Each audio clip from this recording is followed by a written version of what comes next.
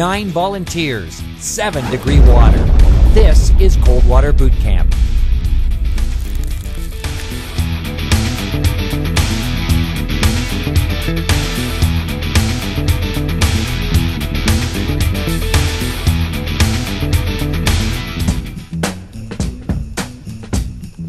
Nine hardy volunteers have been selected from across the country to be subjected to icy cold water and teach them how to survive an accidental cold water immersion.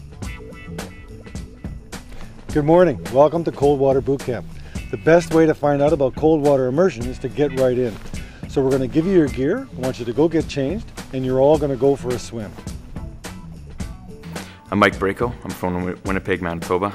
I work with the Winnipeg Police Service as a river patrol officer. My name is Jeanette Traversy. I'm a firefighter medic. My name is Chris Bernesh. I'm a rescue specialist with the Canadian Coast Guard. My name is Eric Cartledge. I'm a program director at Ontario Sailors. My name is Ryan Lewis. I'm a police officer in Northern Cape Breton. I'm Krista Deshane, proud employee of the Canadian Coast Guard Central and Arctic Region. I'm here for the aspects of personal challenge and to save lives. My name is Alice Musto. I'm from Comox, BC. I work for a yacht charter company. I'm Darcy St. Laurent. I'm a search and rescue technician. Hi, my name is Antoine Wallon. I've decided to come to the Cold Water Boot Camp for two reasons. The first one is because I'm working for the Life Saving Society in Quebec, and I think it's important to inform people of the risk of cold water immersions. And the second one is because it's a personal challenge. Hi, I'm Ted Rankin, and welcome to Cold Water Boot Camp. Over the next half hour, we're going to show you why people die in cold water, why cold water continues to take lives each and every year. You see, most people just don't understand the effects of cold water immersion, and some end up paying the ultimate price. So pay attention. This program could save your life. The instructor for boot camp is Dr. Gordon Giesbrecht, professor of thermophysiology at the University of Manitoba, where he runs the laboratory for exercise and environmental medicine and studies human responses to exercise and work in extreme environments. Dr. Giesbrecht is one of the world's leading authorities on freezing to death and believes the best way to study the effects of cold on the human body is to get intimate with the elements. Well, in my early 20s, I used to make a living as a wilderness guide. And so whether you're whitewater rafting or mountaineering or many other activities, hypothermia is always a concern. So I was always interested in it.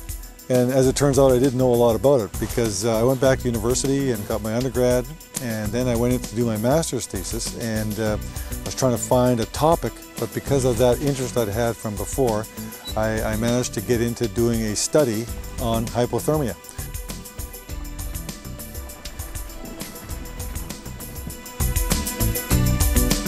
Okay, folks, let's see what order you're going to go. Take it randomly.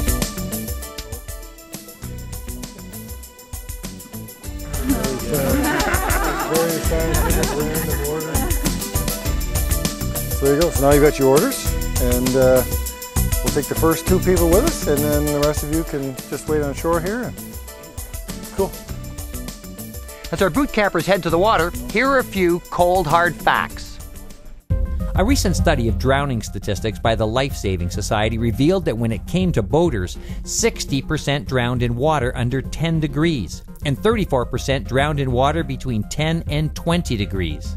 What makes it even more chilling is the fact that 43% were less than 2 meters from safety. The majority, about 90%, were not wearing a life jacket. A study by the Canadian Safe Boating Council found that some people say they don't wear life jackets because they're close to shore, or that they feel they can put it on in the water if they need it. And most, well, they said they didn't need it because they could swim. Well, as our boot campers are about to find out, in this 6-degree water, none of those reasons are valid. So there will be a rescue swimmer, behind you, but try not to think about him. And what we want you to do is swim as far as you can. Make it like your life depends on it. Just take her to the let's set our angle. All right, so you ready? All right, here we go. Ah!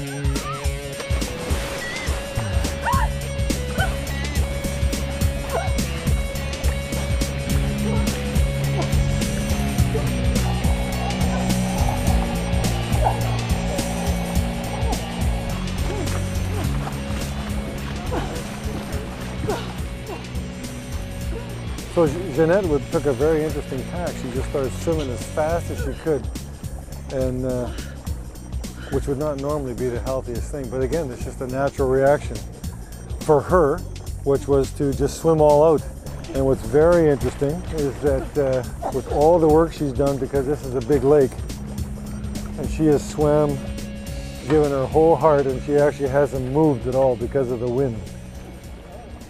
Seems like I ran out of energy quite, it get me going very fast. I was okay, I can do that, and it was lots of a burst of energy to start with, and then suddenly it's like I hit the wall there. Whoa, okay, I need to slow down, I need to get I have distance to do, so I'm thinking, okay, let's slow down and let's try to do the more control. As our boot campers are each brought to shore, they're packaged and transported to the rewarming tent by rescue and medical volunteers. Even though none would have been clinically hypothermic for this immersion, each showed visible signs of recovering from their cold water swim. Okay, bud, jump in, here we go!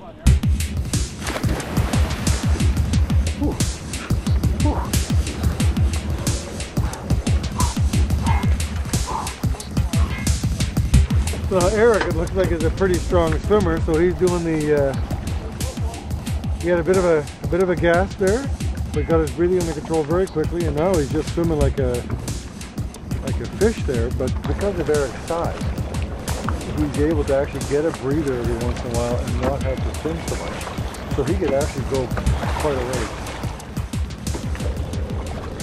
So Eric, how you doing, bud? Can you talk? Cold. I think we're gonna have the guys come and get you. Yeah. You ready, Eric?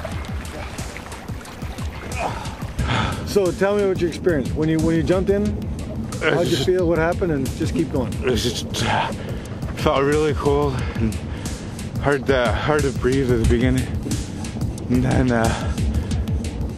kind of got in the rhythm of swimming a little bit, and hands got really cold and feet got cold, and difficult when the water hit your face, and harder to keep your head up, and then you could feel my stuff slowing down a lot, and didn't really feel like I was moving anywhere. Can you feel your extremities? Fingers, toes, all that? Yeah. Oh. Oh. Yep. Oh, he's gonna try. So he knows that his hands, this is very interesting. I've never seen anybody try this before. He knows that, you know, you get your hands in the cold water, they're not gonna function very well. So I was just gonna say that can't last very long, because he doesn't really need his hands to do anything other than major swimming movements. So you're swimming on your back with your hands out of the water. Why'd you do that? I tried to. I thought that if my part of my body wasn't exposed, stay a little warmer, a little longer. I was just trying to tough it out. Couldn't make much weight, I don't think, without my arms. So I started using my arms, but I was trying to keep my face from, swallowing too much water and get my head cold.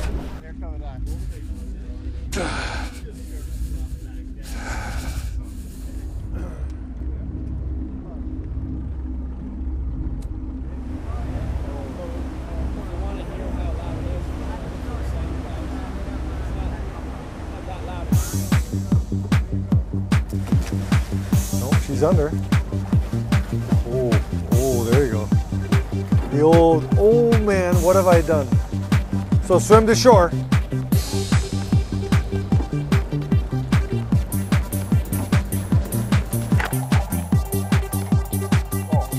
So you can see now she's just about vertical, and most of her movements now are just to keep her face and her airway out of the water, which is predictable. Okay, Krista, tell me your story. Very cold. Okay. Yeah, I didn't like the head underwater and the cold. I mean, even though you know you're coming up, the disorientation and the full body The immersion was pretty intense. The disorientation was just I like to know where I am and where I'm at, and you just have no clue. And at one point I thought, am I going up? Like I thought almost felt like I was sinking. Like I wasn't coming up even though I'm trying to. But in the cold shock, that factor was... The folks who failed quickly were very interesting because they would have drowned if they didn't have somebody to rescue them. But they weren't, again, medically hypothermic or cold. So all they had was cold muscle tissue, which didn't work. But once they got out into the boat, and after a minute or two that they could warm up, several of them, when they got here, they could actually get up and walk off the boat and into the tent because they weren't that cold, just they couldn't function. And we also noticed with a couple of them where they got just a bit of a rest with the safety swimmer, and then wanted to swim again, and they actually could for a short period of time. But the bottom line is, when you're out there for real, you don't get a rest. If you don't have a life jacket on, you don't get that rest, you don't get extra time. And as you get weaker, you'll fail, and then you'll drown. Well, how's it going, folks? You had a great time? I had a great day. How about you? Well, we started with 9, and all 9 seats are full, so that's a good thing. So let's just start. I've got some things we want to talk about, and we'll do some teaching and stuff. But before we get started, I have one question, and that I want you folks to answer. So what just happened out there? And I'm not sure we'll have time for everyone, but just let's hear what some highlights from your experiences. Anything that you thought, oh wow, that I didn't know. The water got thick. You felt like the water was thick? It's like it got harder to swim through. Like I didn't get colder, it just got harder to do. Like I got heavier and the water got thicker. Okay. Who had a really difficult time breathing at the beginning? Why don't you tell us about your experience, Krista? But I found when I went under, it seemed like forever coming back up. So you have the shock factor of the cold, and I'm fully, submerged in the water, and I'm just trying to come up. But your natural instinct is you're shocked, and then you want to let out, breathe. Who did we have here who was having problems with the direction?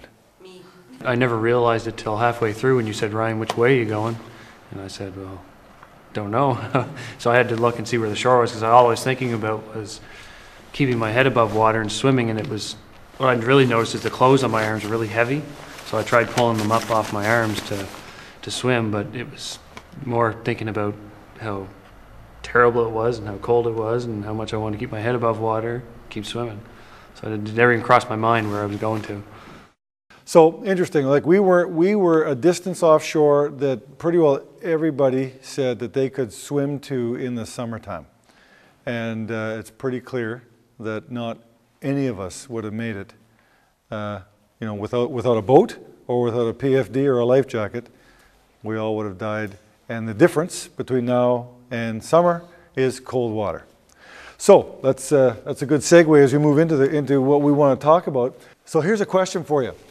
How long do you think it would take to become hypothermic in water that was the temperature out there today? We've actually done a survey on 661 folks who come to cold-related seminars, so they're already biased a bit in that they're interested in the topic. 50% of the respondents said under 5 minutes, just becoming hypothermic. And I think, like I can tell you that none of you were hypothermic today. Maybe after you got out and when you started really shivering, that was because your core temperature had an after drop. You might have dropped a degree or two, but while you were in there, probably not at all. And basically about, if you go on here, like if you add that, 70% of the people who responded said 10 minutes or less. And this little block here is important because that's the right answer. It's a half an hour or more. And only about 5% of the people, no matter who you ask, whether they're blue-collar, white-collar workers, medical professionals, rescue workers, very few people really understand that. And as we go through the rest of this hour, it'll become real clear why that's an important point to know. So if you look at this graph, this is kind of core temperature. The red line is core temperature. Here's normal, 37 to 35, down to 25 over time. This is in really, really cold water, ice water, or maybe 5 degrees. And you can see that if you're in the water, the temperature, of course, will drop, and around 30 degrees Celsius core temperature is when you stop shivering. And most of you were shivering pretty intently today. But just losing consciousness is not what causes you to die from hypothermia. It's cardiac arrest. And the heart temperature has to get down around 25 to 28 degrees before the heart will actually stop. So we devised a way to remember all three phases and to remember this graph with what we call the 1-10-1 principle. And the first thing, of course, is do not panic, because you have 1 minute to get your breathing under control, you have 10 minutes of meaningful movement, and 1 hour before you become unconscious due to hypothermia. Now this is in ice water, so if it's 5 degrees like you're in today, these numbers will be a little bit longer. But the point is you actually can survive a long time in cold water if you had a PFD on. So the 1-10-1 principle, the first part of that is you have 1 minute to get your breathing under control. So regarding the cold shock responses, consider these following things. First of all, do not panic. And the other thing is focus on surviving the first minute by getting control of your breathing. Because once you do that, I think all of you have said some version of, you know, I had really tough time getting my breathing under control, but after that, then I still had problems, but I was able to swim a little bit better. So the second effect, cold incapacitation. And even before today, most of you have experienced that. Your hands get cold and they just don't work very well. It's just muscle and nerve cells, as they get colder, they work less and less. Consider the following points. The first one is you have 10 or maybe 20 minutes of meaningful movement, and then you'll start getting weaker. And once that happens, you need to prepare for the eventuality that you will not be able to do anything for yourself. So how can you minimize cold incapacitation? Obviously don't fall in the water. Get out of the water as quickly as you can if you are in there. If you can't, then you want to get as much of your body out of the water as possible, like holding on to an overturned boat or sitting in an upright boat that even if it's underwater, it can still keep much of your body out of the water if you're sitting on there. Maybe you would want to attach yourself to something that is floating, whatever, because as you get colder, you will get weaker and eventually you won't be able to do anything. Now, if you survive the immediate short-term and mid-term phases, cold shock response, cold incapacitation, and you've not been rescued, but you're able to keep your head above water, you have a life jacket on, then you'll enter the third phase, which is hypothermia. And again, we said that takes at least 30 minutes to maybe an hour. Even in cold, ice cold water. So just how cold is cold? Most people think that it needs to be the like water you were in now, like 5 degrees or so, and the temperature today vary between 5 to 7 degrees Celsius. But we call cold water anything below 20 degrees Celsius. And we use that number because anything below that, most humans, if they're in that water long enough, will eventually become hypothermic. They can't defend against those temperatures indefinitely. And the cold shock response that most of you talked about having difficulty breathing normally happens at 15 degrees or lower, but really starts to kick in at 10 or 5 degrees like you were in today. Most water in Canada is cold for much of the year if you use that 20-degree temperature as a cutoff. And that's very important because cold, as you all know now, has a big effect on your ability to survive, especially if you don't have a PFD or a life jacket on. And interesting, because there were a lot of boats out there, there were a lot of people boating today, and I didn't have a chance to get close, but I wonder how many of them had life jackets on. I suspect that not many of them did. Well, the message to our boot campers is clear.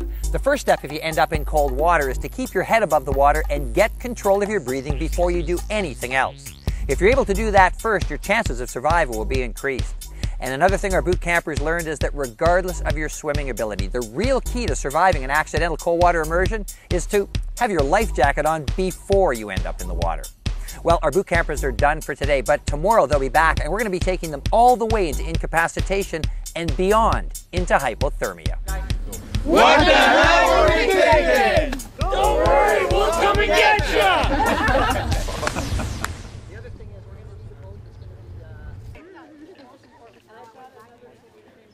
An excuse many people use for not wearing a life jacket is if they ever ended up in the water, they could put one on.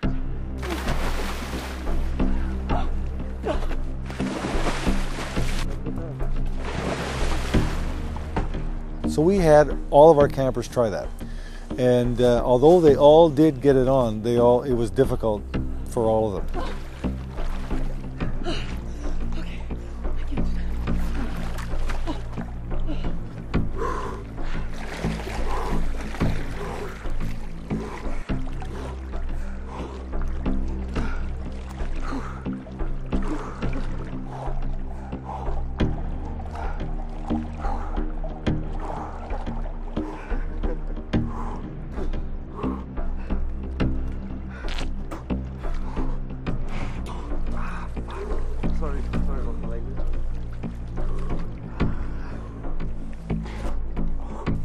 Today we had our campers do several tests. Some of them are speed of movement tests, strength tests,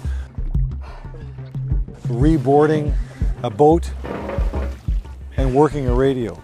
And they all did it fairly well at the beginning, and then we did it again 20 and some of them 40 minutes later.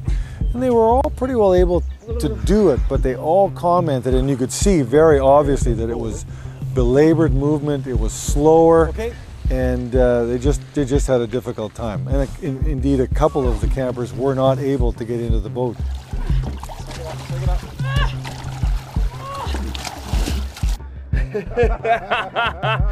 That's the fastest.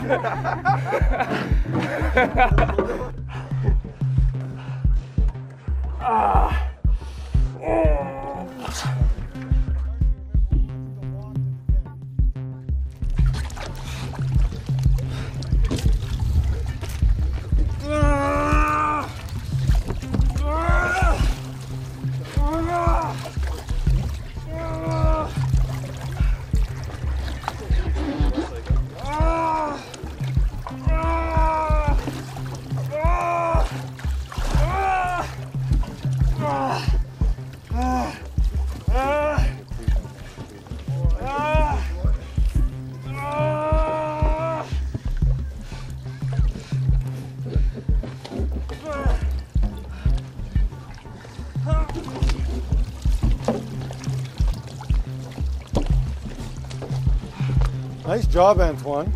I'm stuck there. I don't want to say any bad words, but man. So put your right hand up, go for it.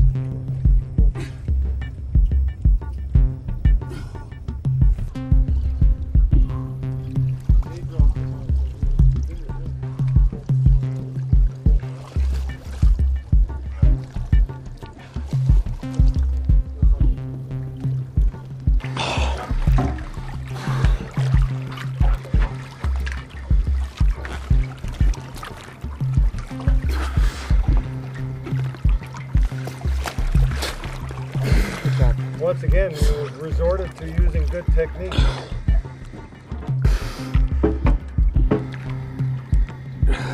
So can you comment on doing that now compared to the first time? It's a lot harder. My arms aren't working very well. Eric had spent almost 1 hour in the water, and when he was finally returned to the dock, the temperature telemetry pill that Eric swallowed before his immersion showed a core temperature drop of just over 1 degree Celsius. Eric was packed and taken to the rewarming tent to join his hypothermic partner, Antoine. After 53 minutes in the water, Antoine's slimmer body mass experienced a greater drop of about 2.5 degrees Celsius during his swim. I would just say just bring your life-saving jacket, otherwise you won't make it. Even though if you think you're strong, even though if you think you're a good swimmer, it's impossible. And if all that event at the cold water boot camp just permit to save even one life, I think it's worth it. I started feeling colder than I was in the water. In the boat still? Still in the boat, and then... You felt colder than when you were in the water? Yeah. Yep. Okay. So while he was in the water, he cooled 1 degree Celsius, and since he's been out of the water, he's cooled another 1.2 degrees in the after drop period. And of course, as he told us, since he got in the boat to being transported here, he started to shiver quite a bit, and once he got in here, he shivered even more. People overestimate themselves. They think, oh yes, I can swim to shore, or oh yeah, no problem, it's a beautiful day out. They don't really know how cold the water is. So make sure that you're prepared, wearing your PFD or your life jacket. Tell me a good reason why not to wear it. and I can tell you a better reason why to wear it.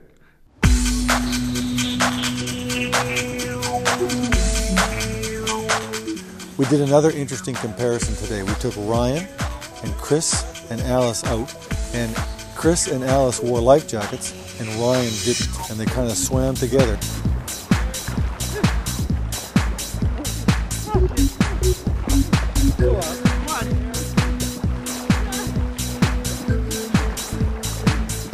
Alice, if you're having troubles, Alice, you don't have to keep up with them. Just take your time.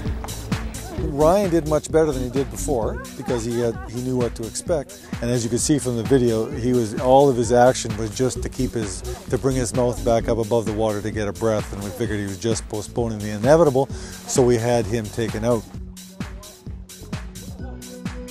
I didn't have a PFD on. 2 other people had a PFD on, and I mean, I could swim a little faster than them because they obviously had much more drag from the water, but I was so much more tired. I would have drowned significantly faster than them. I mean, I was totally done when they pulled me out of the boat, so. You can just keep going. Okay, so this is another interesting thing, right? Alice is pretty well to the point where she can't swim anymore. So, but we have made the point she could sit there indefinitely until she became unconscious due to hypothermia. So although she can't swim, she's not going to drown right now. The life jacket is the answer. And then we can look over here at Chris, who is just now just started to swim, and he's just moving along, doing very well. So how's it going? I was yesterday. My arms went numb first. This time it was my torso that went numb first. But you were doing you were pretty well done at the end here. I better control my breathing this time, I think, because I wasn't doing the crawl. Right. Okay. It took a lot less energy to swim. So do not do the front crawl in cold water. Yeah. Okay. So you want to describe your experience quickly? I still had a really hard time breathing, but it felt better to keep my hands up on my chest. Right. But it's very painful. So you were in for about 12 minutes or so, and a life jacket on at the end. Made a huge difference. Right. And you really weren't able to swim anywhere. No. But the difference between you two, you stopped at the same time, is he would have drowned, and you wouldn't have been able to swim, but you'd have been able to float, eh? Yeah. To anyone who wouldn't consider wearing a life jacket, I'd say they're very foolish. It is definitely the wiser thing to do. It keeps you safe, it keeps you alive, and it may not be super comfortable or super cool looking, but it made me live. And where's Chris with the life jacket? You guys see where he is? He's gone, Yeah. So, still in the water? The bottom line is, you got a life jacket, you can go a long time.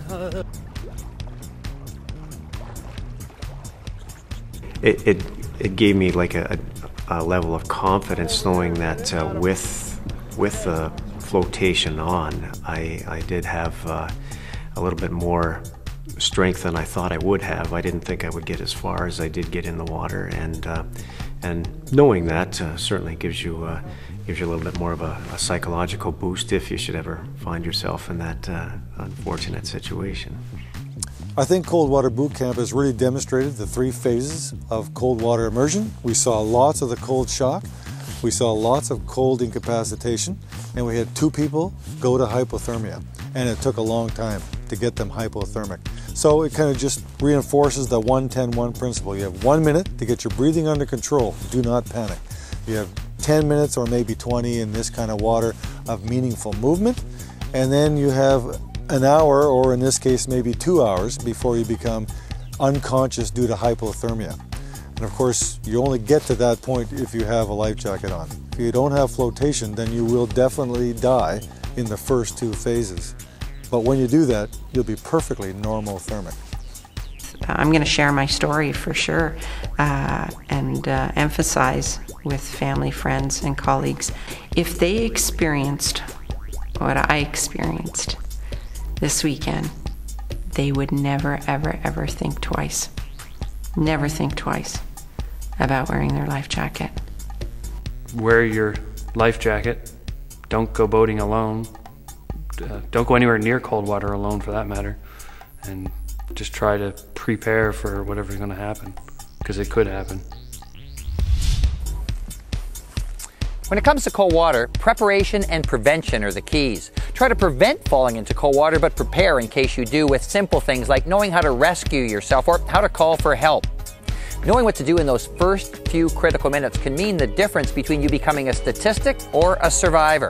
And the message, well, it's clear. No matter your age, level of fitness, or ability to swim, the best way to stay safe on the water, any water, is to wear your life jacket.